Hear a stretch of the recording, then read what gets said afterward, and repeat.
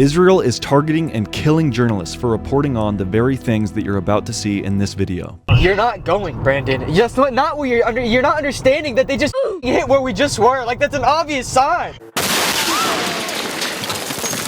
What happened? I can't feel my legs. I can't feel my legs. I relive those moments every day. In the past month, over 2,000 innocent Lebanese civilians have been slaughtered in their home country by Israeli armed forces, and an additional 7,000 to 10,000 have been injured. America is allied with Israel, so much of what we see in Western media is from the Israeli perspective, and I personally feel it is important to see both sides. So in today's video, we'll be getting strictly the Lebanese perspective. I'd like to thank my dear friend Moustafa, who is from South Lebanon, for helping me make this video possible. The war over the land in the Middle East has been going on for thousands of years, but the modern-day war between Israel and Lebanon has been going on since 1978, when Israel invaded the Lebanese border in an attempt to take out the Palestinian resistance group called the PLO. Their efforts failed, and the United Nations forced Israel to withdraw from Lebanon. Then, in 1982, Israel invaded Lebanon once again to take out the PLO, only this time they were successful. And they even occupied the capital of Lebanon, Beirut, for 4 months before being forced to withdraw from the city. For the next 18 years, South Lebanon was occupied by Israeli armed forces until the year 2000, when Ehud Barak, a candidate for the Prime Minister of Israel, promised that if he was elected, he would withdraw Israeli forces from Lebanon, in accordance with UN Resolution 425. This ultimately came to fruition, and peace was restored to Lebanon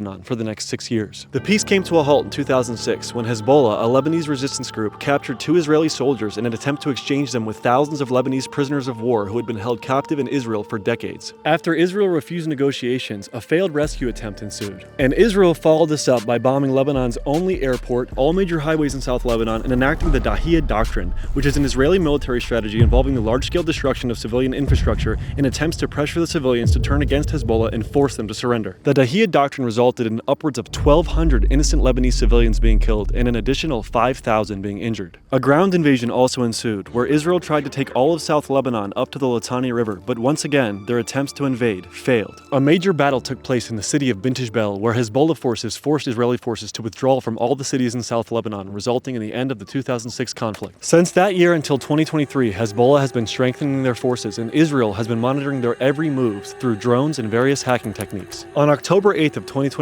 after the Hamas attacks on Israel, Hassan Nasrallah, the leader of Hezbollah, allied with the Palestinian resistance force to pressure Israel into stopping their bombing of Gaza. This resulted in Israel firing artillery shells into South Lebanon, killing 2 children, and since then, tensions have only risen. From October 2023 until September of 2024, small-scale back-and-forth attacks have been going on between Hezbollah and the IDF. Nearly 350 innocent Lebanese civilians were killed during this time, and southern Lebanon was devastated with daily airstrikes. In today's video, I ventured deep into South Lebanon to get an on-the-ground perspective at how this war has impacted the lives of the civilians that stay there. I speak with leading Lebanese journalists, visit Bint Jbeil, the capital of the Hezbollah resistance, as well as many villages near the southern border of Lebanon, to get a first-hand look into life in South Lebanon. I know they are targeting journalists. Yeah, no problem, they would kill you. Right now I'm in the village of Sultaniyeh, about 5 miles from the border of South Lebanon and Israel. This is actually my cameraman and editor Moustafa's village. Upwards of 90% of the full-time residents here have had to flee, and those that still remain here only remain here mostly because of financial circumstances or different things of that nature. Welcome to South Lebanon. My name is Moustafa. This is very dangerous what we're doing right now. My mom is like crying on the phone. Maybe there's not a bomb going off right now, but any second, we could be gone. And I'm willing to risk my life to show what's actually going on, because the media out there is not giving my people a fair shake. My village has been hit twice by airstrikes. And while editing this video, there's been like 8 more. Just look. ترى السلطانية ترى السلطانية ترى السلطانية ترى السلطانية.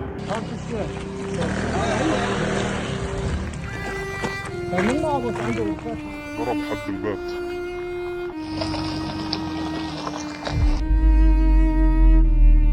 Nobody said anything about it. My parents have worked for years to build here in their country, in their land, to live in it and sit in it, and they can't come sit in it because they're bombing it constantly.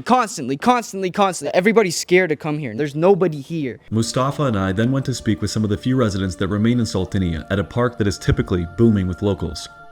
This place used to be full of peoples, but now nobody here. It's like a ghost town? Yeah.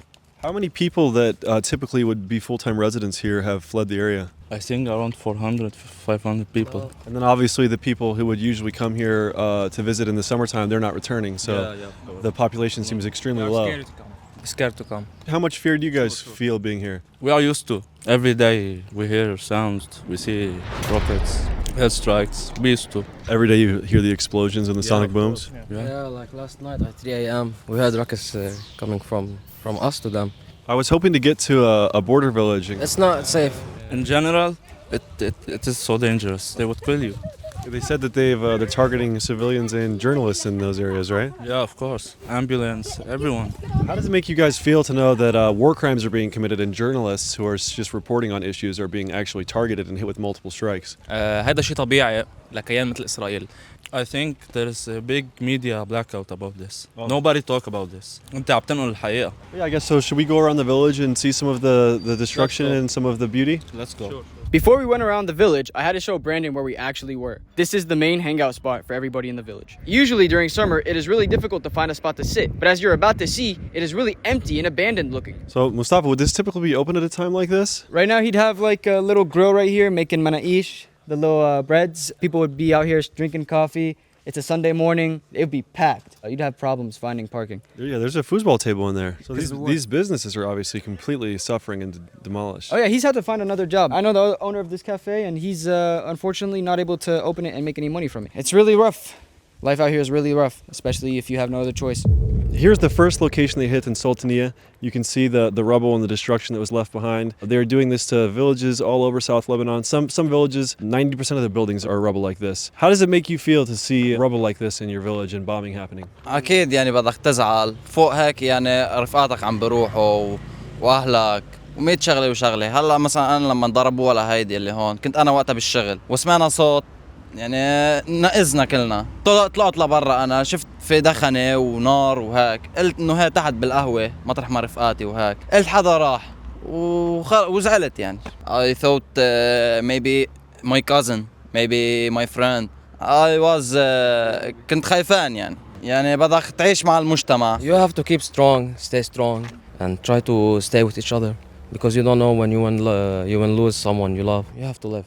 You have to stay because if all of us leave, what's gonna stay in here? What will they think? They will think that this is not ours or we are surrendering, but this is not what we want. Yeah, you're well welcomed in here. So yeah, thank you guys for having me. Habibi. Yeah, Habibi. Habibi. Very appreciated.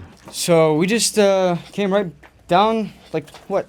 20-30 feet from the house that they bombed. We didn't even notice this. This is a mosque right here. We're standing in the bottom of a mosque. They might bomb it again, you know. How do you guys feel standing in this room right now? Proud actually. You're proud. Yeah. Why? We're heroes in here. كل واحد هون من أهل الجنوب is like مقاوم. Yeah, it's a tough move to come in here in war and film in here. You're a hero. Like you. You're a hero. على راسي. On my head. Yeah, we have a saying Lebanese على راسي. We put you on our head. على راسنا. مجرد أنك تكون موجود بالجنوب هذا شيء كتير خطوة جريئة. Yeah, it's a strong move.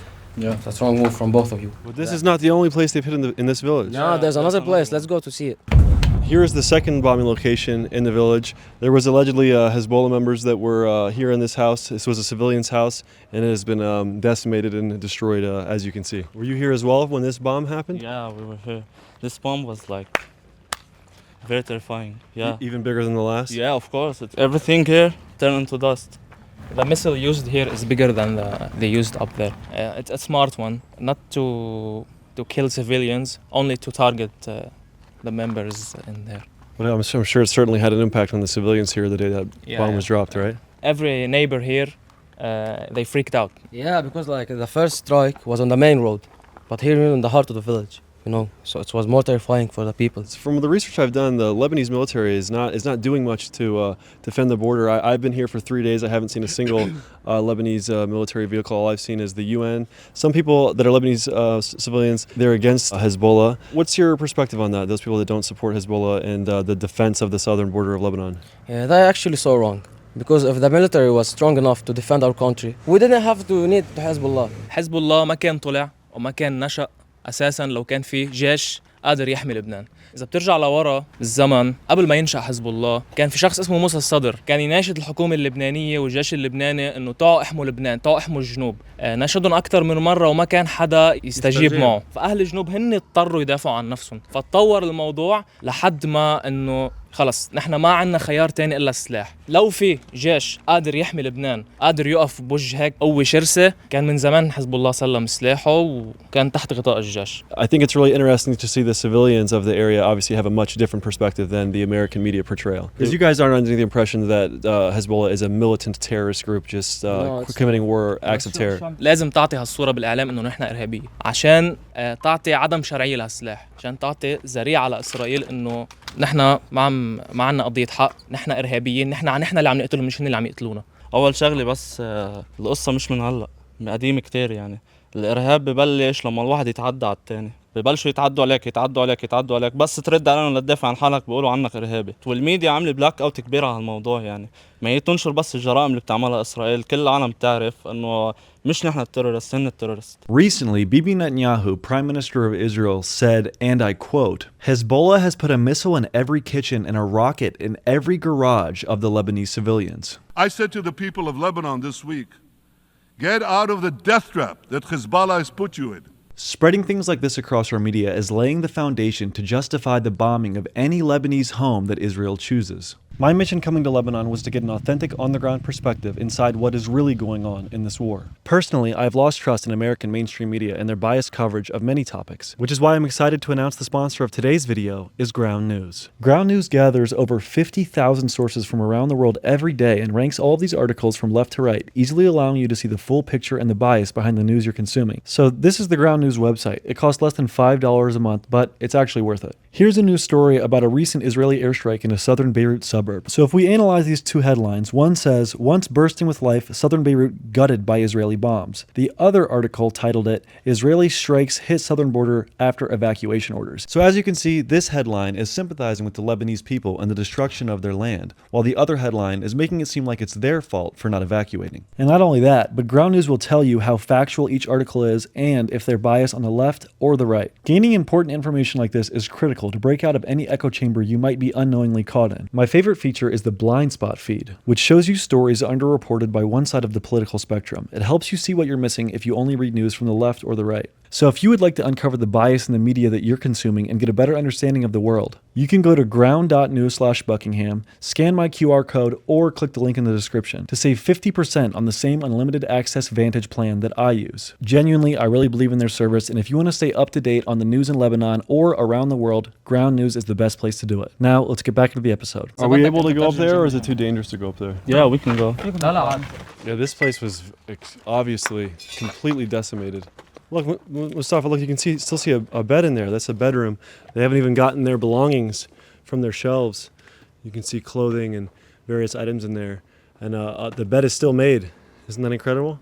هيدا منه محسوب من البيت أساساً. Can I get in there? Is that a bad idea? Here, I'll go in there alone and you give me the camera. It's dangerous. What if something fell? It'll be fine. Do you want to take the mic? No, I'll grab it from the inside. He said don't do it. No, it'll be fine. As long as it's not disrespectful. Is it disrespectful? It's not disrespectful? It's dangerous. It's just dangerous, fine. bro. Bro, I get shot at in the game. Look. If something falls, Brandon, you need to be careful, please. No, wait. Yeah, that is... Brandon. No. Brandon, don't go in. You can't go. Dangerous. It's dangerous. I want to show how their belongings are left and whatnot. What if I get shot in these gangs? I'm in a gang territory every week in America. If you see this house before the airstrike, you will know how much the damage is. I want you to keep in mind, the home that I'm about to enter is the home of a civilian who was collateral damage in Israel's attack on Hezbollah members living right next door. All right, so right now I'm in the building that was bombed recently. All of their stuff is untouched. I'm gonna grab the camera because it's really hard to get in here and just show you, some of their things in their closet and even their freshly made bed. All right, so here we are inside. Rubble all over the one bed, other one generally untouched. Lots of rocks and things preventing us from coming in here. Almost cut myself on the way in. There's shelves, still stocked with clothes. You can see here I am. Look at their closet. Their work clothes, their blankets. Inside here you can see medicine, toiletries. Imagine being in here and you wake up and This is your roof, destroyed, rubble everywhere. That was knocked down. Some very nice seeming clothes in here. Here's their shoes, all untouched. Their couch. This is inside their kitchen. Here you can see all of their dining ware. That was collapsed. It's really not safe to be in here. The roof could collapse. That's why no one else came in here, but I wanted to show it.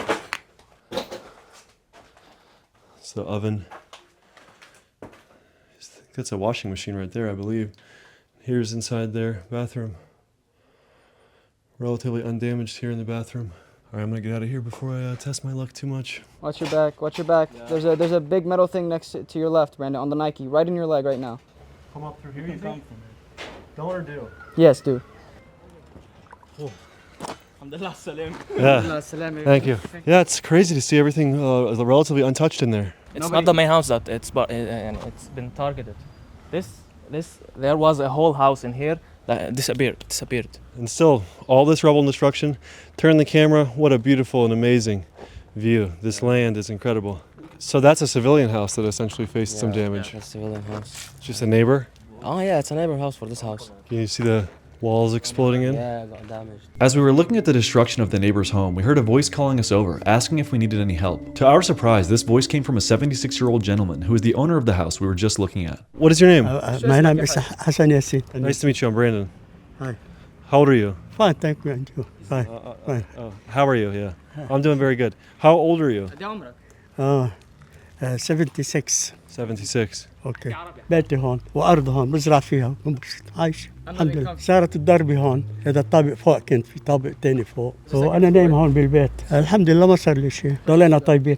So you were literally right next door to the explosion when it happened. ايه كنت هون بالبيت نايم الساعه 1:30 الا 5 كانت الضربه. How does it impact the civilians in life here in South Lebanon when these bomb strikes are coming at any time? يعني بيعيش الواحد على اعصابه نوعا ما تقريبا يعني بضل متوتر ما عارفين شو بده يصير يعني. And politicians in a lot of the American media is calling certain parts of South Lebanon terrorists. How does that make you feel? يعني اللي بدافع عن الارض بيكون ارهابي شيء، اللي بدافع عن الارض بيكون ارهابي، يدافع عن وطنه بيكون ارهابي شيء. اوكي. Are you a farmer? Do you plant some of these plants around here? بزرع بطاطا بصل كزبره بقدونس كل شيء. Is this a pomegranates right here? كان في هون طارت، كان في هون عريشه كمان راحت، كانت طالعه لفوق على السطح. How has the war affected life here in this village? يا خيي ما في اشغال، بس انه ما في شغل ما في شيء يعني. نور. انا عندي تاكسي ما بشتغل شيء. Have you seen any American journalists come here and cover what's going on in life in these areas? لا fresh time.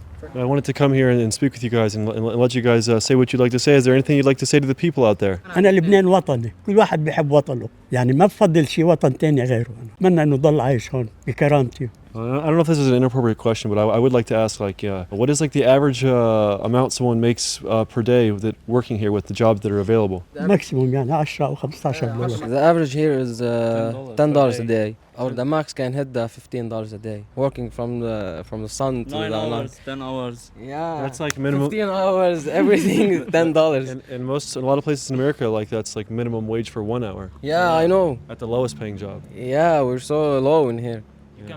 The maximum is like 25. If you're someone so important, that's 25. Per day. Per day, yeah. Per Not day. per hour. Per day. Yeah, You so can low. find someone who's taking only $3 per day. Yeah. It's possible. Natural thing here. Seeing so many people financially suffering was gut-wrenching to witness firsthand. So during my stay in Lebanon, I gave out thousands of dollars to try to help those in need. As an independent journalist, this is only possible because of my Patreon. So if you want to support my work, help me better compensate my employees, watch the 2-hour cut of this episode as well as extended cuts of all my episodes, consider becoming a patron today.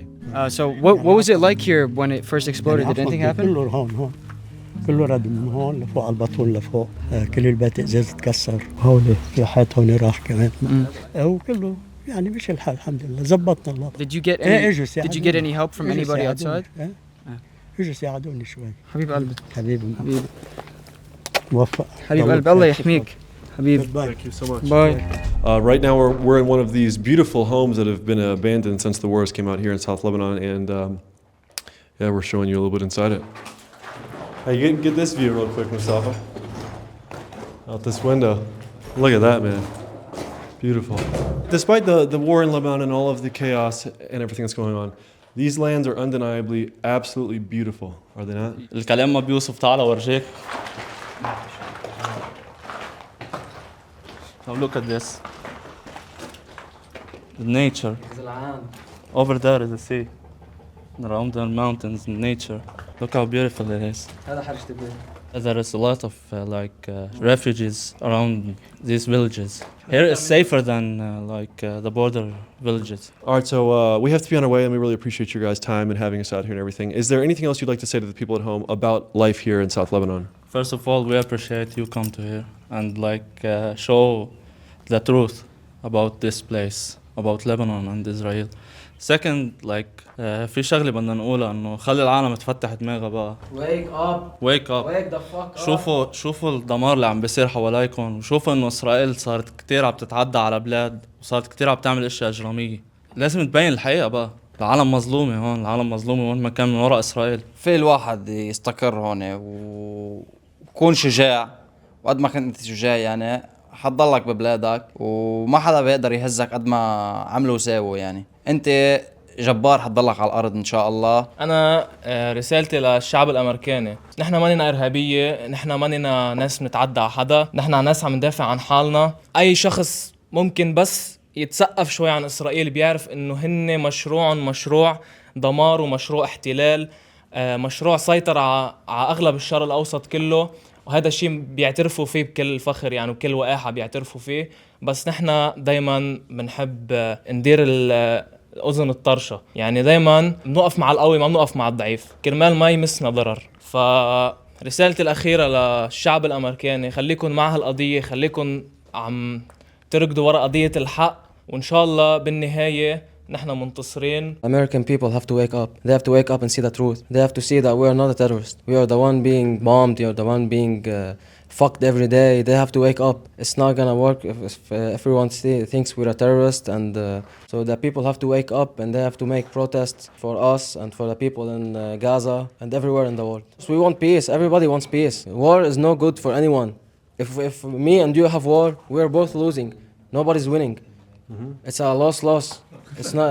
There's no win in a war. Well, if the American government wants me to believe that the southern Lebanese people are terrorists, that means they want me to hate you. Yeah, but it's not gonna work because we all have brain. أنت حبيبي. أنت حبيبي أنت. We all have brains. We know what to do. We know how to think. They can't brainwash you. There's some certain people they can brainwash, but not everybody.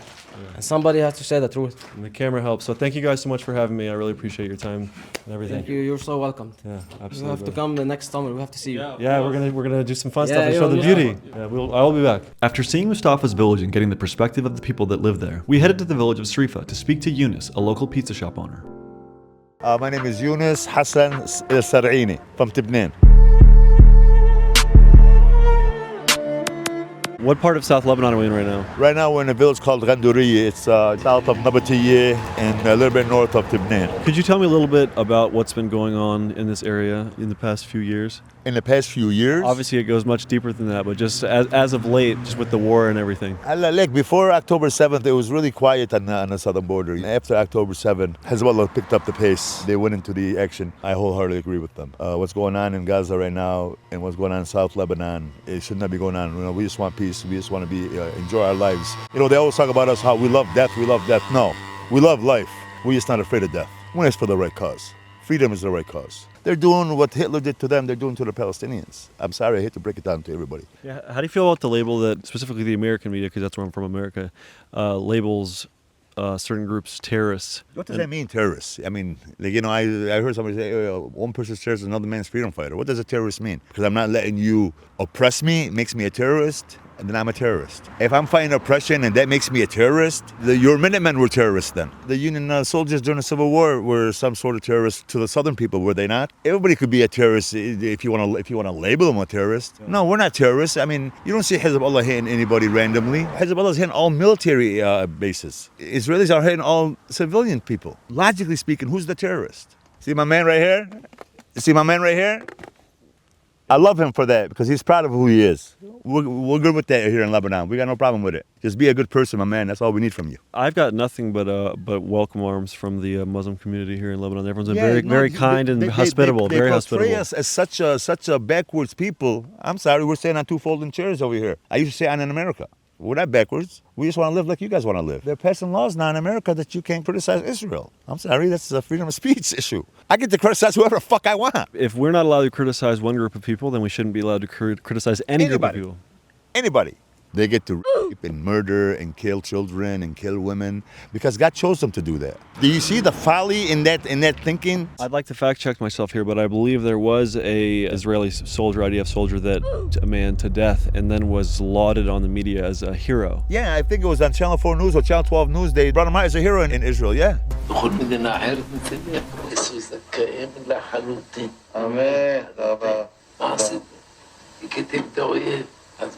الحائل ولو يفحن ما يقوهم آمين انتو كتبوا له تراهم اتبع الناقوم آمين آمين لما يا إيمات إننا نسخوت לעשות ככה נכון הרב צודק מותר לנו להגן על עמנו ועל כבודנו. This video shows one of Israel's most notable rabbis blessing one of the soldiers accused of sexually assaulting a Palestinian prisoner of war. The rabbi praised the masked man and told him he did nothing wrong. Later, the masked man was revealed to be an IDF soldier named Meir Ben Shitrit. The rabbi praising him, Meir Mazuz, has also called Palestinians, quote, animals, and sent a message directly to President Joe Biden saying, "You're right, if we were dealing with people, we would send humanitarian aid to Gaza, but we are dealing with animals."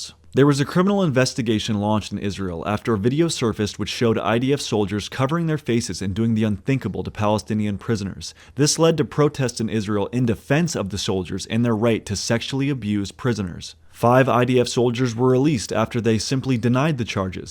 In the end, everyone got off scot-free and no formal charges were filed against the soldiers that appeared in the video. זרת אחת של חייל שלנו שווה כעזה ולבנון ואיראן כולה. שום דבר לא שווה יותר מחיי לוחמינו. Ain't that something? And we're the terrorists. Is that kind of thing happening around here in any regard? Has anyone done something so heinous like that to an Israeli person and then were lauded on the media? A prisoner of war is treated right. They're not. No, we don't have that. Hella, you know, there might be some bad people that do bad things. Everybody has them. But you can't condemn a whole race for one or for two. Unless 75% of the race agrees with what you did, then you condemn the race. I was very confused when I heard about that story. Very Society was very odd. But I would like to talk about you. You're a pizza shop owner here in this village. I make the best pizza in Lebanon. Ask Moustafa, he'll tell you. Never had better, bro. I have a pizzeria in Ceasefire, Lebanon, but I'm actually from Tebnine, Lebanon. That's a village of Mr. Berry, the Speaker of the Parliament in Lebanon. As a matter of fact, I've admired him for years. A very good man. So how has this area specifically been affected by the recent events since October 7th? A lot of people have, you know, they don't like to admit it, but, you know, some people have fled the area somewhat. America has affected the area, not the war, basically. America has affected the area with their withdrawal of the dollar from the country. Affected the country. The currency dropped 90%. I wrote out a long-winded explanation about the economic collapse in Lebanon, but I figured this would be a more effective representation of the financial devastation the Lebanese people are facing. In my hands right now is 4 million Lebanese lira. 5 years ago, this was worth approximately $2,600. As of 2024, this is barely worth 40 USD. Lebanon's economic collapse has been ranked amongst the world's worst since the 1800s by the World Bank. A friend of mine's father, God give him strength. He used to work in the municipality of Beirut. And he worked there for like 45, 50 years, you know, since he was a child. And when he retired, they gave him, his benefits was like 300 million lira. When he got the money, 300 million lira was $200,000. My man's $200,000 overnight became $30,000, and then the next night became $6,000. So his 300 million became $6,000. That used to be $200,000 a week ago. So that's what really happened to a lot of, you know, a lot of people in this country. So, you know, that's what America wants. America wants everybody to be obedient to them. And I'm sorry, obedience is not freedom. How can you guys keep saying that you're free, but you want everybody to be obedient and subservient to you? How come you get freedom but we don't get freedom? I don't understand that. My freedom was given to me by my Lord, not by America or by Lebanon or by Mr. Berry or by Mr. Nasrallah or by anybody. My Lord created me a free man, and I will live and die as a free man. How does it feel to see people from your area, have to flee to different places because It upsets me. It upsets me because, as much as they like to portray us as terrorists, no, we are not terrorists. I'm sorry, some media jackass from the mainstream media that's controlled by the Zionist entity calling me a terrorist. I'm not a terrorist. No, I love life. America has a great flag. Don't tread on me. Yeah, don't tread on me either. Don't tread on me either. I'm going to use your terms. I'll put that flag up too. Leave me alone. Like I'm leaving you alone, leave me alone. They can't get done with Hamas. And Hamas just got a couple of weapons. It's been 11 months. This vaunted military has been fighting on a piece of land 5 miles by 25 miles squared. Smaller than New York City, half the size of New York City. They've dropped more weapons on Gaza 3 times more than the bombs in Hiroshima and Nagasaki.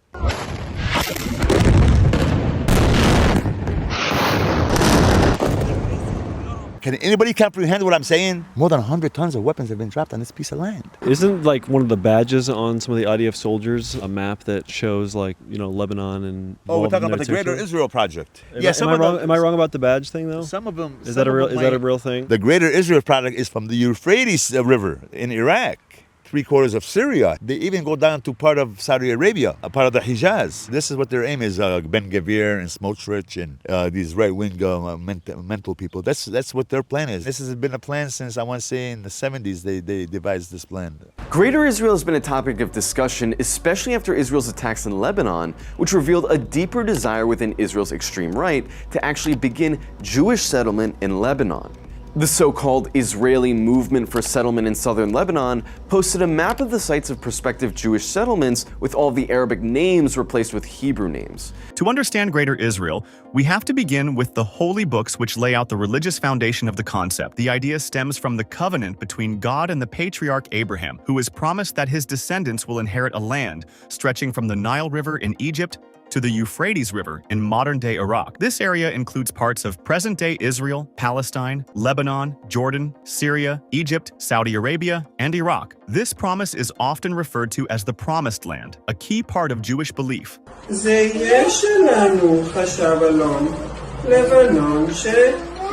Professor Amos Zrariyeh has written a children's book called Alon in Lebanon that is meant to teach children who are learning to read that Lebanon is Israeli land and will soon be theirs as a part of the Greater Israeli Project. Now Netanyahu represents a map, no West Bank in the map. He considered it Israeli territory. And your ex-president Trump, he said that he considered Jerusalem as a capital of Israel. He promised to recognize Jerusalem as the Israeli capital. In contributing millions to Trump's campaign, Adelson proudly funds the expansion of illegal Israeli settlements in the occupied West Bank. Is there any plan coming from the Lebanese side of taking over Israel and they're stealing their land from them? Do we have any plans to take Israeli stolen land from the Israelis? If we took any Israeli stolen land, we'd give it back to the Palestinians because that's who it belongs to. This area and this land is very beautiful. I'm sure you feel very attached to it as well, right? Yeah, I like sitting here. I usually sit here with my chair the other way so I can see the site. Yeah. But this, because of you guys, we got our backs to the beautiful site. For you guys, that's how much we love you. I love Lebanon. All right, we should go. After hearing that loud bang, Moustafa and I decided it was time to get out of there. Next, we headed to the ancient city of Sur, that as we speak is being bombarded with Israeli airstrikes. Sur, also known as Tyre, is biblically significant as a place where Jesus would frequently give sermons. What takes us to Sur today is one of the top war journalists in all of Lebanon, Ali Mortada. He is on the front lines daily and does not hesitate to throw shots at who he calls his enemies. Hello, my enemies. May you have a very, very, very bad day. We hit you now. We just hit you. Wow, you have missiles. Wow, you have airplanes. Oh, we are so afraid. We are so afraid. He even caught the attention and beef with Israel's Lieutenant Colonel Avicii Adre. علي مرتضى عزيزي my enemy اسمه منيح وباللبناني حط هالكم كلمة حلقة بإذنك. طب أنت اسمع منيح اسمع منيح. أكثر من 600 إصابة من لما فتوا على لبنان، أكثر من 60 قتيل من لما فتوا على لبنان، أكثر من 22 دبابة مركافة تدمرت، 4 جرافات عسكرية تدمروا، ناقلة جند تدمرت. إذا أنت أراجوز وحاطينك لتلعب هذا الدور بأنك أراجوز ومتحدث باسم جيش، نحن ما قابضينك. حزب الله عم بيمسح بكرامة جيشك الأرض. ما تلعبوا مع لبنان. أنت استحي وانضاب. Watching some of Ali's clips kinda reminds me of the gang wars I've covered here in America. Both Israel and Lebanon are killing people and then bragging about it, much like we hear in American drill music. Ali is undeniably a brave man, and to the large majority of Lebanese patriots, he is considered a journalistic hero. Hello my enemies and welcome to this episode about the reality of Lebanon. Welcome my friend. Welcome. Yeah, thanks for having me. For those that don't know, what is your name? My name is Ali Mortada. I am a war correspondent in South Lebanon, working now in South Lebanon. I have covered approximately all the war in Middle East, and now I'm covering the Israeli-Arab war here after the genocide in Gaza. What is the current state of the war in South Lebanon? In South Lebanon, we have the most strong military position in all the war, because in 2006 we had the last war with Israel. We win. After 33 days of fighting, we win this war, and not Ali Mortada is saying that. The Israeli media and the Israeli army has said that in 2006 they have been defeated. And from 2006 until now, the Lebanese work on their strengths, and they have now thousands of smart missiles that can hit anywhere in Tel Aviv. They have also street fighters that are trained specially to the lands of Palestine, especially in Galila. They called Radwan forces. We have also the air forces that are doing well now in this war. We have drones. We make our own drones, so we don't have to take the drones from outside, and we make our own ballistic missiles. This is why we have confidence that we are ready to go in this war and win this war at the same that we win it in 2006.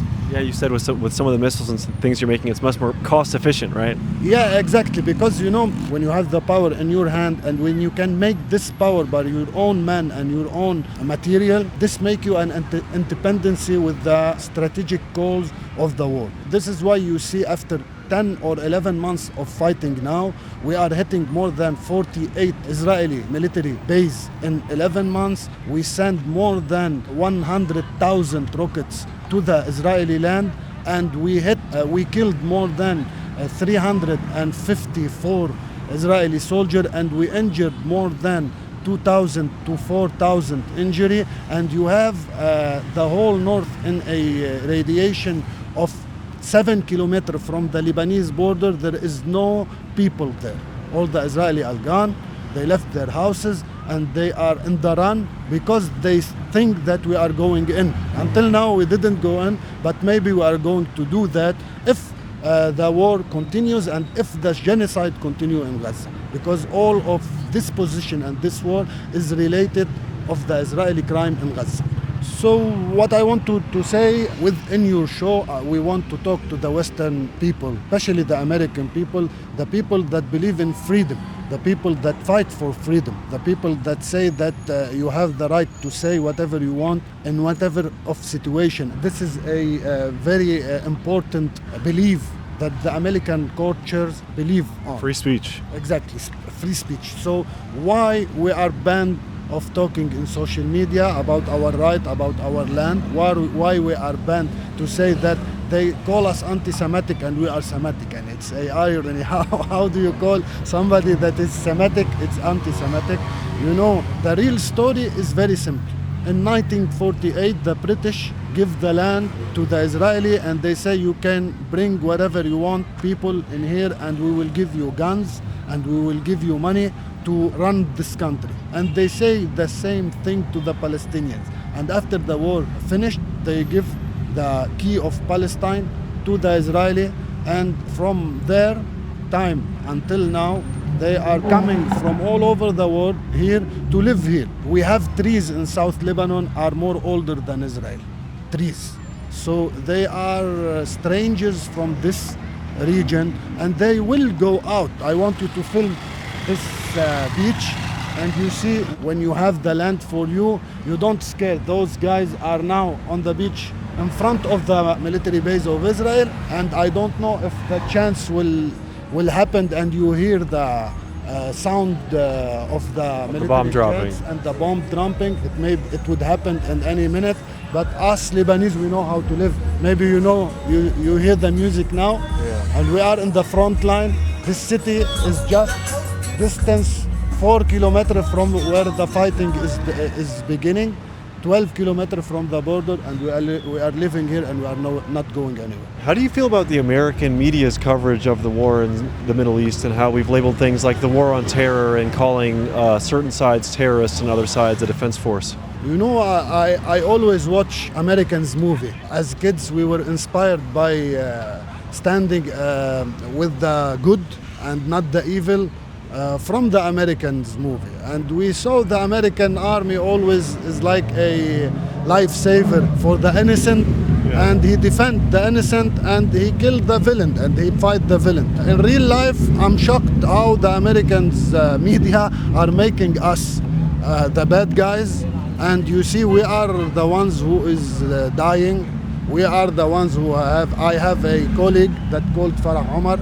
From 6 to 7 months, the Israeli forces kill her because she's standing in front of a camera and reporting what is happening on the duty.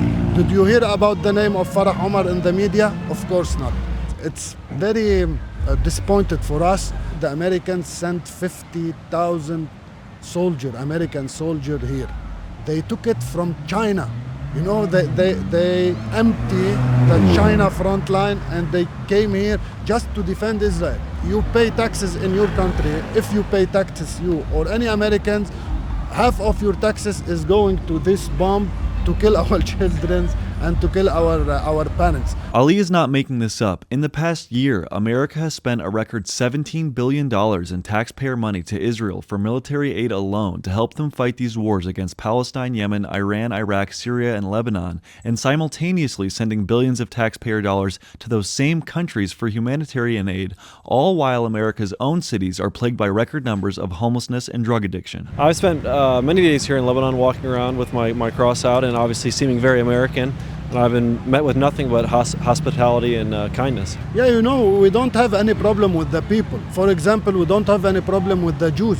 In Lebanon, there was Jews one day. Us Lebanese, we are so much bigger than Lebanon. You know, Lebanon, we have 6 million in Lebanon and you have 18 million Lebanese are living in the whole countries of the globe. We are people that travel a lot. We don't have any problem with anyone except with those that who's killing us and that paying to kill us. So yeah, the Americans are welcome here, but the American troops are not welcome here, and this is our right. I think regardless of who you are, you can empathize with someone being from a homeland and not wanting to leave the place where they've lived and they have generations of family that's lived. If you are in your house and somebody knocked your door and said, okay, I have a piece of paper from an American Indian guy and he said that your house is mine, I want you to evacuate. Would you evacuate? Not under any circumstance. Would you leave him your house and go? You don't know where.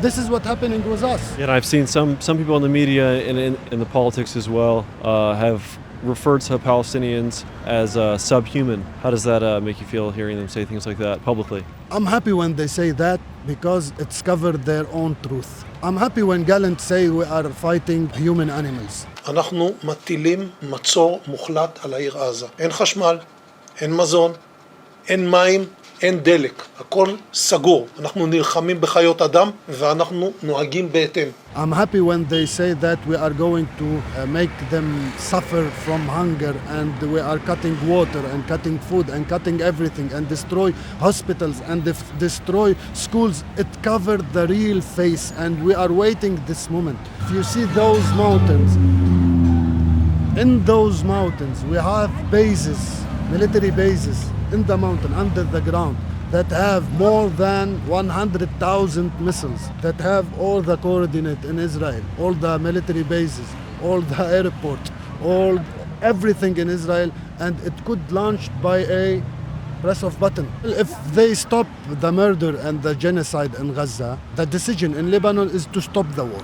But Netanyahu won't stop the war and he's not satisfied also in Lebanon, he wants to go in. And we know that.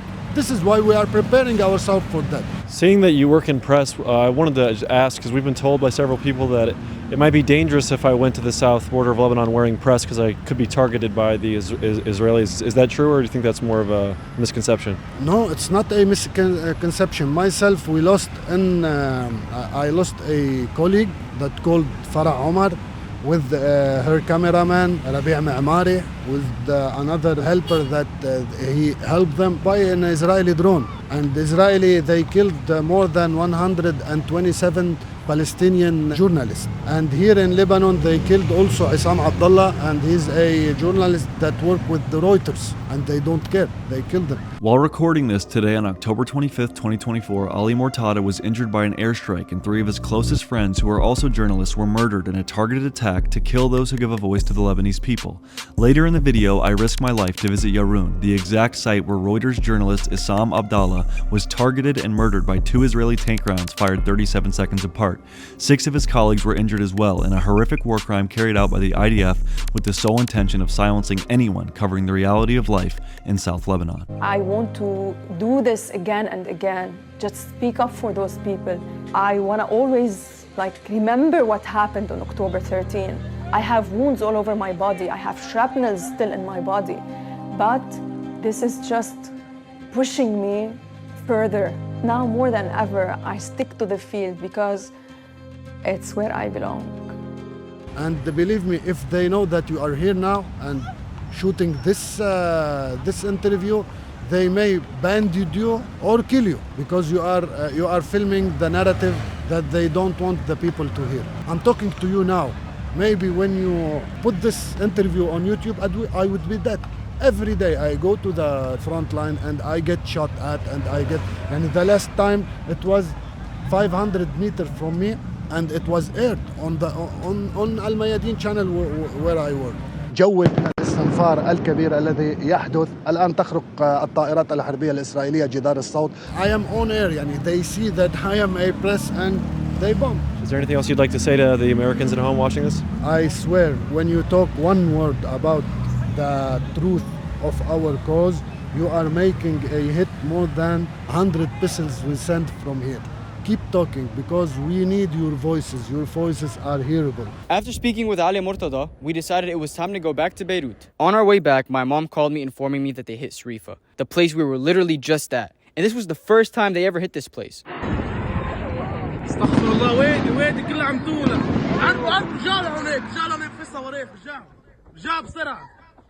They decimated that valley we were sitting over with Younes. This is the first war experience I've been through since fleeing the South in 2006 with my family. The amount of stress and anxiety I felt just knowing we were there made me go insane. It blows my mind that some people go through this every day and we barely hear about it in the Western media.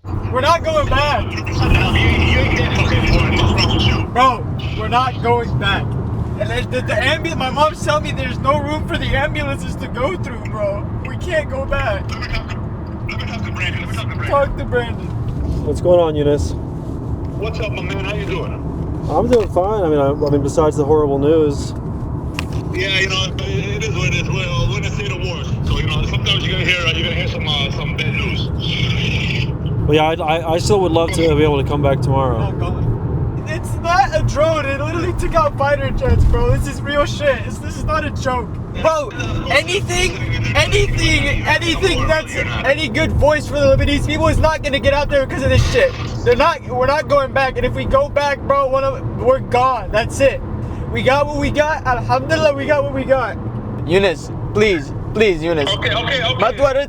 Please, because, bro, please. I don't want. Moustafa, please. Listen to me.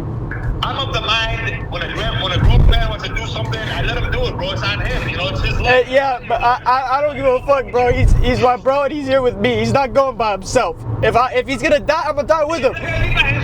Bro, That's going myself. That's fine. you're not going, Brandon. Just not where you're not understanding that they just fucking hit where we just were. Like that's an obvious sign. That's like God telling you don't go and you're going. It's a suicide mission. So here we are the next day. We're headed back to the area in South Lebanon. I'm not bringing my camera guy Moustafa this time, just because I'd like him to stay safe and everything while I cover this. So I'll be filming this myself. Okay, so we're back, Younes. It's the next morning. Tell us what happened yesterday, right after we left.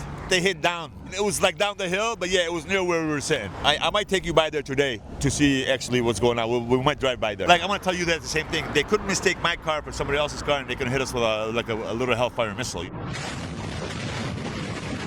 anything is possible in the south. So with the threat of a potential airstrike fresh in our minds, Younes and I hopped in his car and headed toward the southern border of Lebanon and Israel. Over to the right, after this here mosque is a burial place of a prophet, the prophet Sadi. We're the land of the prophets. A lot of them are buried in Lebanon, also in Palestine. Yeah, so how often are they dropping bombs like in these areas in South Lebanon? Every day. It's in different areas of South Lebanon, but basically every day. But you know, every day the boys are fighting back. So I mean, there's some intelligent people in the world left, man. We're not all fucking sheep following your corporate media. No, we're not all sheep, man. I'm not a sheep, man. I'm a lion, and you got a lot of lions in this country. But if you leave him alone, he'll leave you alone. You poke him, you're gonna get bit. That's how it should be in every people. You're good with me, I'm good with you. You fuck with me, I fuck with you. So that's old Detroit style, you know what I'm saying? That's my philosophy about things. It's a beautiful area. See how beautiful it is? Hello, we're gonna cross the Litani River in a second. Once we crossed the Litani River, we found ourselves in a village called Zrariyeh, which is a village whose population has a deep tie to the Amal movement, another resistance group based in South Lebanon. This is Mr. Berry's area. There's some Hezbollah, but 95% of them are Harakat Amal.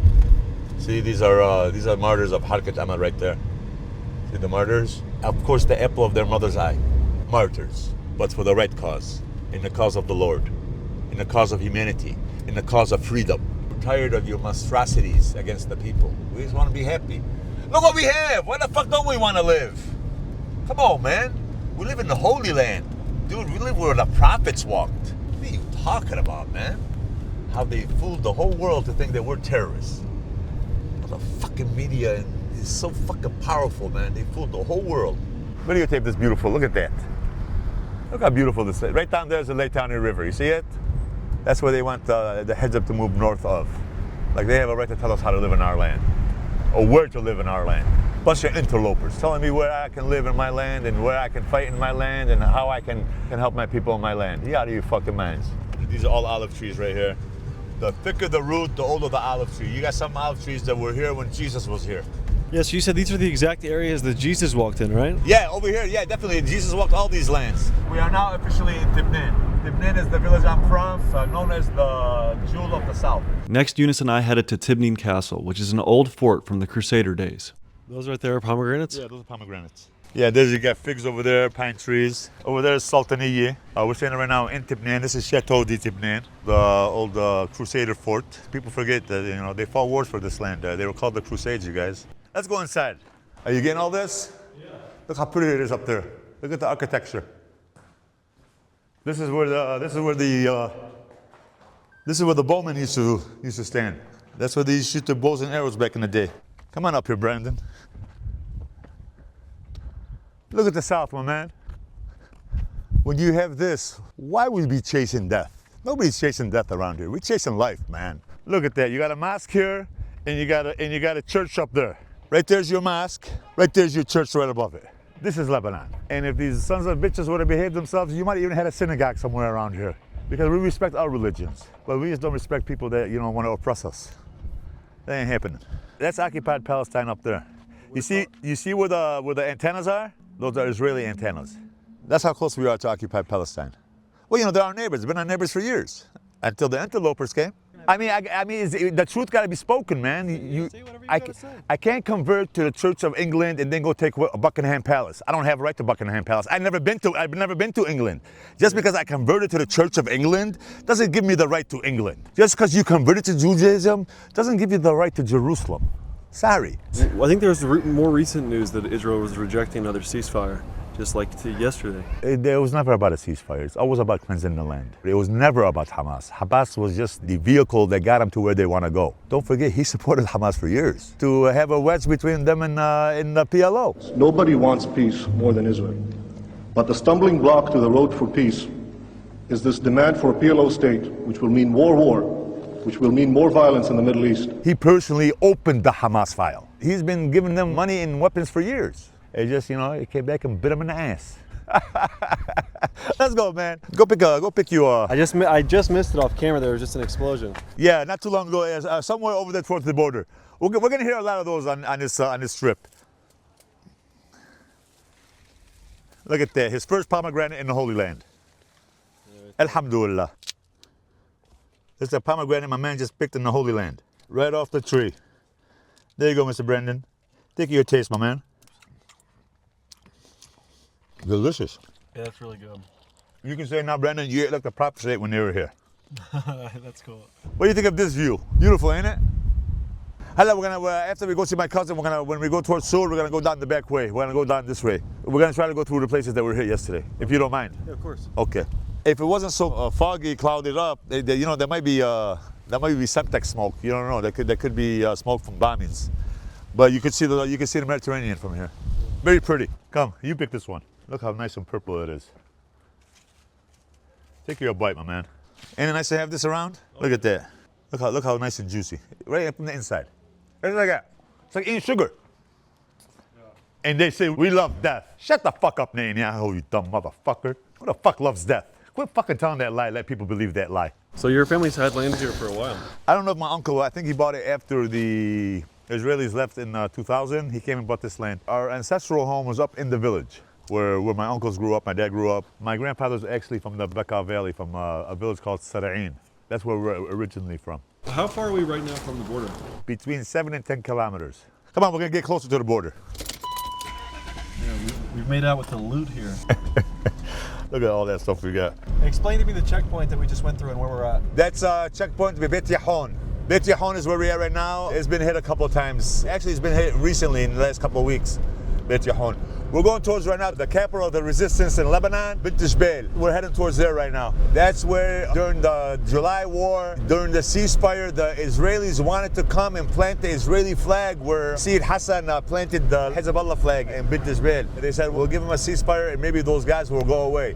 Yeah, the guys did leave, but they went and got some rest and they came back. That's all, you know. They didn't get a chance to put the Israeli flag in the spot that Sayyid Hassan put the Hezbollah flag in Beit Jbeil. Are there a lot of civilians still living in Beit Jbeil? The people living there are the diehard ones. They got nowhere else to go. You're deep in the south right now, Brandon. You're deep in the south right now. Yeah, we're good, man. You see how good it is? Right now, we're gonna be we're in a village called Kaunin. There was also a couple of hits in Kaunin. I got a friend from this village also. White phosphorus has been dropped in Kaunin, as well as many other places in Lebanon, which is a war crime. Hello, we're in dangerous territory. Beit Jbeil gets hit a lot. And what's our plan if a bomb goes off here? To go back? You want to go up to the border, if we're able?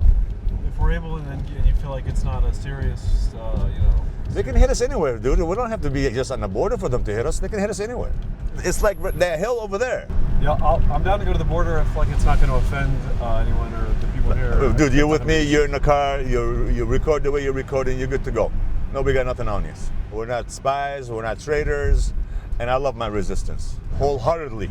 I'm with the resistance. Because when you resist an occupying force that is so murderous, I mean, they've killed over, they're saying 20,000 children, and that's so underestimated. I want to say 50,000 children. I want to say 50,000 children. Where do you think you can go to get proper information on actual death tolls and things of that nature? Oh, no, you're not going to be able to get that. They might never be able to get it because some of them bodies might have been obliterated under the rubble.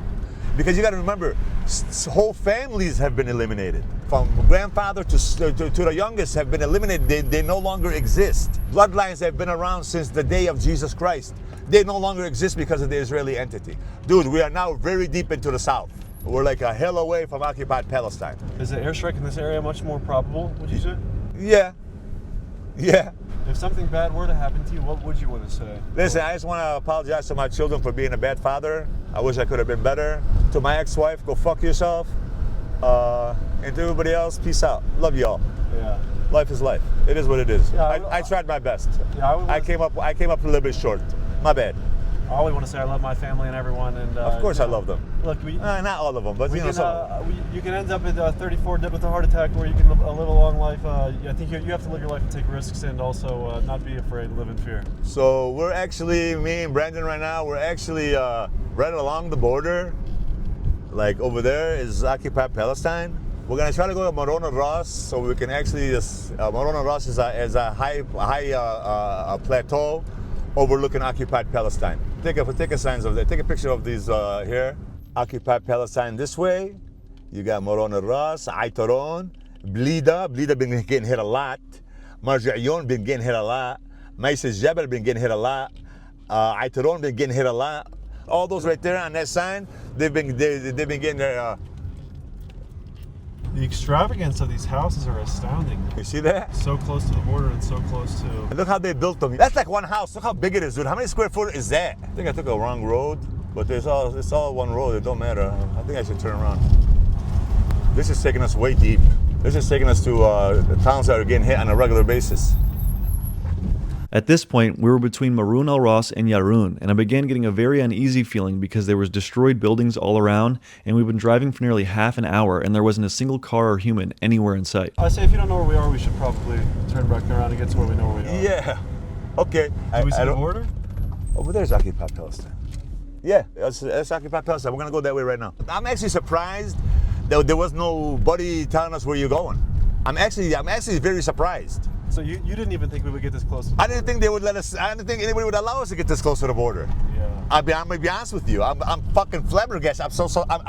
I'm surprised that I'm driving and nobody's asked me where the fuck are you going.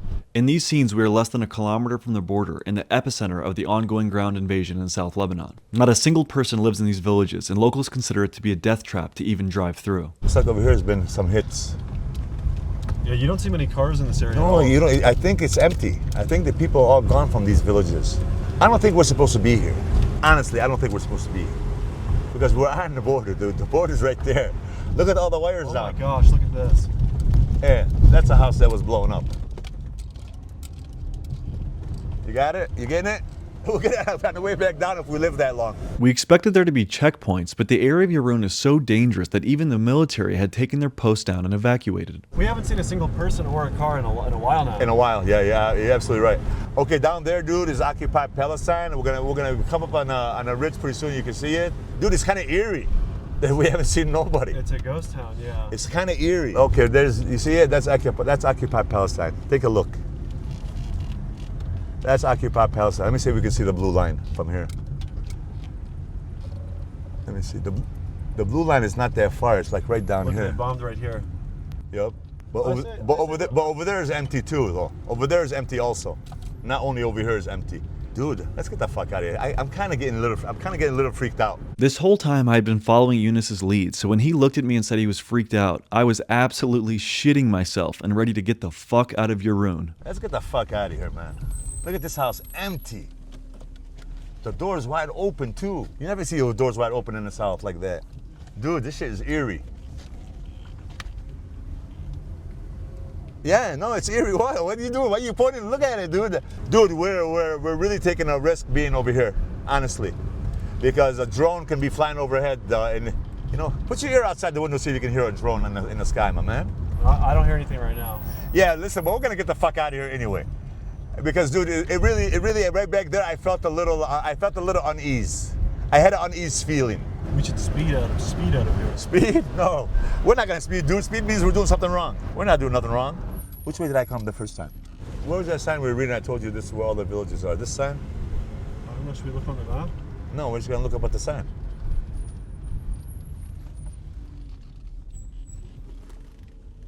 Is that a bomb? Yeah, that's the sign. Is that a bomb right there? Clouds. No, those are cumulus clouds. It looks like an explosion, don't it? Yeah, it does. We were just in a dangerous spot. Just because we didn't die there, back there, don't mean we're not gonna die up there. Nobody knows. Nobody knows, y'all. Nobody knows. Yeah, I don't want to test God, and I'd like to remain safe. Yeah, of course. But you know, anything is possible in life. Yeah, you can see like the dilapidated buildings and the. Yeah, you can see the houses on our side. We didn't go to their side, not yet, but we're coming. We're coming. You better believe it, we're coming. Look at me, yeah. Yeah, we would have hopped out and filmed more of the buildings that had been hit, but like you said... it was an uneasy feeling. I never felt that uneasy in Lebanon in my life. Plus, don't forget, there were martyrs that were killed back there, so we should have, you know, they need to have their respect also. But I did feel something wrong, something wasn't right. Hell, if they hit a bomb there tonight, Moustafa is gonna for sure think they're trying to kill you. What is dumb ass? The crazy part is that night they did bomb Yarun and Marun al Ras, and just weeks later, Israel raised their flag in the city, claiming to have captured it. These areas are no longer accessible to any Lebanese civilians, and if we would have gone just days later, we 100% would have been caught in the crossfire of artillery shells. Right now, we're in Bint Jbeil. We're back to the capital of the resistance. Okay, you know what? I want to take you one more place before we go. Alamak! الله يعافيك يا هلا. إلا يا عمري. As soon as we entered Bintish Bell, an unmarked car sped up next to us and immediately forced us to pull over. So yeah, some guy just drove up to us and like stopped us and we pulled over and talked to him. Yeah, he was the mayor of Yaron. Yaron is a border village that's been getting hit a lot. So he saw me coming back from Yaron. He told me pull over. He wants to talk to me. So I pulled over to talk to him, and he goes, "What were you doing up there?" I go, "You know, I have a friend from the States. So, you know, we wanna show what the hits and that." He goes, "Do you understand how much danger you were just in?" I said, "Listen, dude." I said, "I swear to you, I felt it. When I felt it, that's why I stopped and I turned around and I told you we're up there. I go, bro, I feel an unease." Yeah, you did. He just confirmed my uneasiness. He just told me, "Dude, what the hell are you doing? Do you understand how dangerous what you were doing just was?" He goes, "Did you notice that nobody was up there? That you didn't see?" I go, "You know what? There was I did notice that. I brought it up. I didn't said see it. a I said single that. car." He goes, "There's a reason there's no cars." Yeah. He goes, "If you would have continued on, you would have probably been hit." Yeah. There's a spot, the spot I want to show you where they're putting a statue of the Virgin Mary. This is An Abel. This is where Jesus walked. This is where Jesus gave sermons. So he told me the reason nobody stopped you because nobody was going to chase you that far in. That's why they didn't stop us, Brandon. They were too afraid to chase us in. They waited for us to come back out to tell us don't go back in there. Yeah. Do you understand what just happened? Come on, man. Get the fuck out of here with that bullshit. What the fuck you got me going all the way over there, Brandon? You want to get me killed or something? Ever since I got back to the United States, so many terrible things have happened, starting off with the pager attack that injured more than 5,000 innocent civilians. Israel even exploded electronics a second time, some of which happened at a funeral. Each day there has been massacre after massacre, and all of the places we visited during this video have been completely decimated with airstrikes. Even Zrariyeh, the village where Younes lives and has his pizza shop, looks completely unrecognizable. He sent me this video just a few days ago on his way home. This is all on the way home. And just yesterday, the car that Younes and I drove all around Lebanon was destroyed by an airstrike, nearly killing him in the process. Yeah, we got out alive, Younes. We did it. Dude, I felt uneasiness. I truly felt uneasiness. And that dude, he just like took it to another level with the way he told me. He just took it to another level, dude. Yeah, this is why I didn't want to bring Moustafa, because I knew that me and Younes might be going, farther than is necessarily responsible. So like I said, I don't have a death wish, I have a life wish. So thank you to Younes for having us out here and risking his life to get a message out. Yeah, so right now we're in the valley. Where are we right now? Right now we're on Khurbet Selim. Well, we're not on the border anymore. We left the border, you guys. So we'll pick up at your pizzeria, right? Yeah, we're gonna go have pizza. So here we have the pizza that Younes just brought me from his pizza shop. That's pizza in Lebanon, man. He only wanted cheese, but you know, we got pepperoni, barbecue chicken, all that good stuff we got. Yeah. Alhamdulillah. It's Primo's pizza, like we had back in the States. That's delicious. Very good pizza. So we're back. We've got to visit your wonderful pizza shop. It was very delicious. Thank you. I hope you enjoyed it. Did you really enjoy it? Yeah, I enjoyed it a lot. It was really good. But yeah, what a wild day today's been. So right now, it says on the internet, on Wikipedia, that like civilians or people, they're not allowed to go there. They typically have military people that would prevent you from going there. Wikipedia even says word for word, access into the village is nearly impossible. And that's why I was surprised we got that far. I told the mayor of the Yaron, I said, I'm surprised. I said, I thought somebody would stop me along the way and tell me to turn around, and nobody was there. He said, I'm surprised you came back down the hill. He goes, because not too many people, they made it to where you made it. The Israelis spare them. Yeah. How are you feeling now? Just an hour or so after. I'm still geeked about it. I really know. Seriously, I'm still on edge about it, and I'm gonna be on edge for a couple of days thinking about it. Yeah, dude, that was dangerous what we just did. Truly, it was dangerous. I want to apologize to you. I didn't, no. I put you in danger. No, I have. It's not your fault, and it's not your responsibility. I know exactly what I'm getting into. It is my responsibility. I was the one driving. No, that's my responsibility. I'm sorry. I got to take that out of your hands. So as the sun is setting here in Zrariyeh, we're about to head back up to Beirut. I really appreciate your time and everything. Is there something you'd like to say? One final message to the people out there that are watching this at home. To the people watching, I want to say Brandon's a good man. He got some balls, some brass balls. He came here and he went up against the machine to tell the truth. The truth is we're a peace-loving people.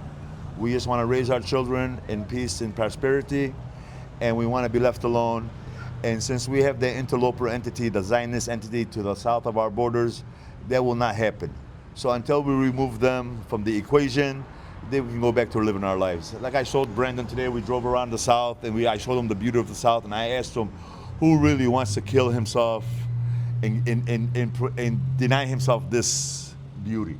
Is there anything that people at home that are watching this can do to help the people of South Lebanon that are being displaced? I want to be honest. I want to talk to the people. if you can help people in your area, because you guys have it bad too. I appreciate what you guys are trying to do. We have enough help here. Help the people there. Help the people in America that are hungry and homeless. You want to help what's around you first before you go outside your borders. That's how I feel. But Brandon came to help the people here. He's been passing out some funds. God bless him for doing that. He didn't have to do that. He's a stand-up guy. You're a stand-up guy, my man. Yeah, I had a great time. Thank you so much for bringing me around and spending time with me. And next time I visit Lebanon, I'm certainly will be spending time. Yeah, you need to come in the wintertime. The wintertime is very nice. Yeah, well, just stay safe, brother. Thank you so much, and until next time. You got it, my man. God bless you, my man. God bless the work you're doing. Keep the people posted. Keep the people in the loop. What's going on? Because what's going on is a genocide in Palestine, in Gaza, and they're trying to bring it. They're trying to bring it to our shores. Peace out, everybody. Much love. I want to say thank you to Brandon. This is nothing new. This has been going on for decades now. I know there's not a lot of it on camera, but I want you guys to know that Brandon helped so many people on this trip. So many. My people are continuously silenced, so thank you for giving my people a voice, Brandon. Lebanon loves you. To finish this video, we spoke to a leading Lebanese journalist who wanted to talk about censorship in the media, but had to remain anonymous out of fear for his livelihood. Here we are in Adlun. There's beautiful banana fields behind me. You can see the water. And we're going to speak with a Lebanese journalist who works with foreign media. He's going to have to remain anonymous, but we're going to speak with him and get his perspective on some things. Could you tell me a little bit about being a journalist here in Lebanon covering these foreign affairs? Well, as a journalist working with American media specifically, not all American media is the same, but in general you can sense a kind of bias where sometimes your voices aren't heard as a journalist. Although they like to have it, it's nice for them to say that we have voices from Lebanon and voices from Israel. But sometimes when you write things that you want to get out or give a perspective that maybe isn't widely shared by or widely put out by American media, the editor kind of edits it in a way where your entire voice sometimes is erased. It's like even, you see it a lot on social media where they talk about Israelis who have been killed and Palestinians or Lebanese who have died.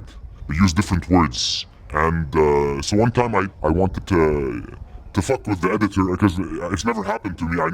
But I said, what happens if I write a script when I say this number of Lebanese killed and these number of Israelis who have died, amongst other things in the script. And then when I sent it to the editor, he changed it. He changed a bunch of things and he highlighted everything he changed that are related to other stuff, except this part. He changed it, he didn't even highlight it, as if I wouldn't notice. But he changed it to Israelis killed and Lebanese who have died. And I just couldn't believe it, the stuff that you see other people complaining about. It happened to me personally. So I'll speak from the American perspective. I don't know if I'm a journalist or whatever. I'm just an independent freaking guy walking around with a camera. But I am afraid to put this video out and the consequences that I could face from YouTube as far as being shadow banned, getting a strike on my channel or deleted. Because in no way was I intending on this being a hateful video or promoting hate speech or violence in any regard. I wanted to give a voice to the people of South Lebanon that largely are not being heard from. Wouldn't you say that's correct? I would say so. In fact, I have a friend of mine from South Lebanon. Me and many other journalists knew him. His name was Isam Abdullah. He was a Reuters videographer, and he's actually from the south, from a village called Khiam, which has a famous Israeli, or what once was an Israeli detention center during the occupation, where very, very horrendous torture used to take place, and your audience can research it and Google the kind of things that went down there. He was shooting in the south on October 13th. Him and there was Reuters, there was Al Jazeera, there was Agence France Presse there, and they were struck by two strikes from the Israelis, and that investigations were clearly shown to be, they were in clear view of the Israelis, and all evidence points to the fact that it was a targeted attack. Your audience can also research this and see the reports that were done. For the research I've done, 2 bombs were dropped on them about 30 seconds apart. They were clearly labeled as press. They had all the proper labels on, even had TV large on their car. And after being struck once, the woman had her leg blown off, and on the second strike, it was confirmed that it killed that one journalist. And that is a war crime, according to according to the UN. Yeah. But as you can see, nothing's being done, and it's not really a big story in America. Is there anything you'd like to say about the fallen journalist? I've heard from friends of mine who know him. He was afraid that going down to cover the South, if he got killed, that Reuters wouldn't say who killed him. That was his fear. That was his biggest fear, actually. Eventually, the day it happened, they said a Reuters journalist was killed. No mention by Reuters on the statements that they made of who killed him. because it's a very sensitive subject. Because if they say who killed him and they don't have evidence and they don't, it's not like Ukraine where you can just say whatever you want. The Russians did this, the Russians did that. Here you have to be very, very, very aware of the blowback that would happen if you accuse Israel of anything without evidence. Eventually they did their own investigation and they said who killed him. According to this, at the moment, his fear at the day it happened, when it was the biggest news. It's the biggest news on the day it happened. Nobody really follows later when you do an investigation and you say who did it. People are alert on the day it happens. And they didn't, Reuters didn't say who killed their journalist on the day it happened. And it caused a lot of tension within the journalistic community, both local and sometimes international. But, it's not water under the bridge, I guess, but not for everyone. You can confirm beyond a shadow of a doubt who killed him. It was Israel. It was Israel. I mean, there's no, it would have to be magic bullets or magic shells that to have killed him if it wasn't, they were coming in the direction from Israel. We appreciate your time so much. Is there any closing statements you'd like to give to the camera? I'd like to point out that first of all, I'm not speaking as a journalist now, I'm speaking as someone from this region. Everybody wants to live in peace. I mean, the Israelis, a part of them, somewhere deep down, they want to live in peace as well. I'm sure of this. And we want to live in peace and the Palestinians want to live in peace. But there's this idea that it doesn't work in Palestine, it doesn't work in Israel, it won't work with Israelis in Palestine, it didn't work in Vietnam, it didn't work in Algeria. There will be no peace unless you make peace with people, not with just this organization or that organization. The reasons that people are fighting need to stop being there. In our region, you had the Arab armies first, and then you had secular PLO fighting, and then you had more Islamist organizations. The people who are fighting, or the ideologies that they're fighting or the foundational ideologies of the organizations that are fighting are changing, but the reason that they're fighting isn't changing. They're fighting because there's an occupation, because there's dispossession, because there's ethnic cleansing, and that these people have rights. If people are treated with equality and with dignity, they have no reason to fight anymore. This is the only solution. There are other examples of people who have lots of bloodshed between them, who are able to live together, who were able to come over, get past all the bloodshed between them, and live together in peace. But that happened after they were given their rights and after their abuse stopped. It's not like peace is not possible. Peace is possible, but there has to be justice. And we can live together, but people will not stop fighting if they don't get what they deserve. Thank you so much for your time. Really appreciate you. Again, you guys, I hate to ask, but to anyone who wants to help me continue making videos like this, consider joining my Patreon for only $5 a month. And if you can't support monetarily, like, comment, and subscribe. It really helps. Thank you so much for watching, and hopefully, I will see you soon. Yeah, I want to go to your room, but I read online that it's impossible to get there and that it's very dangerous and shouldn't be gone at all. I mean, what do you think about that? Everyone around the border villages is a threat to Israeli forces. Yeah, no problem, they would kill you. It's not safe. It's very dangerous. It's probably a ghost town now. I mean, any car that's driving there now, it would look suspicious because there's nobody lives there. Everyone has fled the area, and it would stick out like a sore thumb. I would advise against it.